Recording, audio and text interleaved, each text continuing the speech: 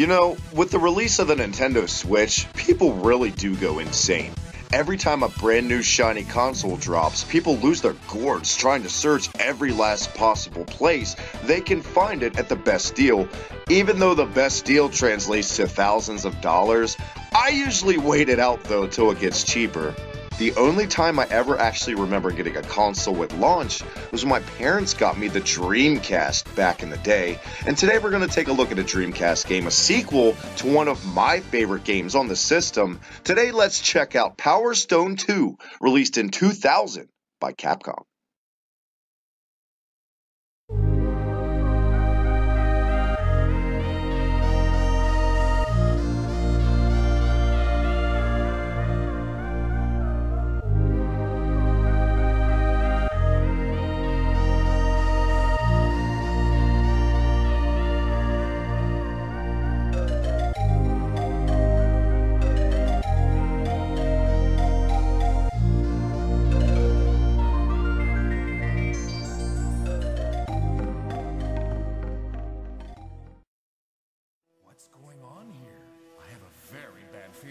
The first Power Stone game, when it was released, nothing was really seen like it. It truly was a groundbreaking fighting game, a one-on-one fighter that utilized every part of the 3D environment.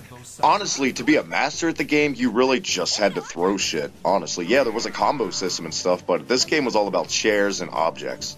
So of course, with the success of the original Power Stone in the arcades and on console, Capcom felt the need to release a sequel because that's what Capcom does, with Power Stone 2 a year later, maybe not even a year later. The graphics are about the same as Power Stone, and that goes to show the release date, which was less than a year like I said, but since you're seeing more fighters on screen, they seem a little bit smaller. Because of the backgrounds, the action moves at a faster pace, but even though the game is more action-packed than the original, the backgrounds add a lot more strategy.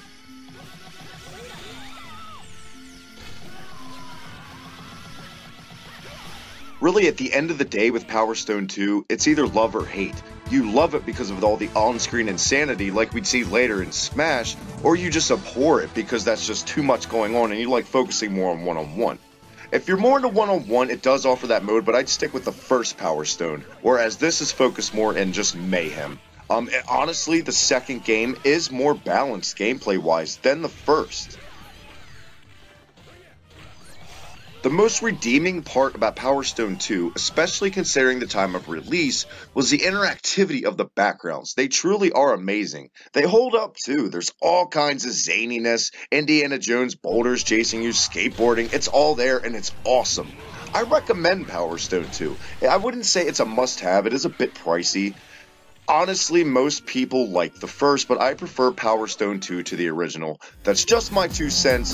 Thanks for checking out Hibiki Quickie right here on Hibiki TMD. Check it out next time. We're going to take a look at, by request, the Sega Master System. Hey guys, Travis here from Hibiki TMD, reminding you as always to follow me on Twitter at the Hibiki TMD. Check out the Reset Button podcast with myself and Tannen, Hibiki Quickie, Hibiki History, retrospectives, everything in between, retro gaming, and pro wrestling, not to mention my other podcast with the man himself, Michael. Hey, you dirty fucking pigs. This is Mike from the Slam Pigs Podcast, reminding you to check us out on Twitter at the Slam Pigs Podcast, or check me out on Twitter at Mike the Slam Pig.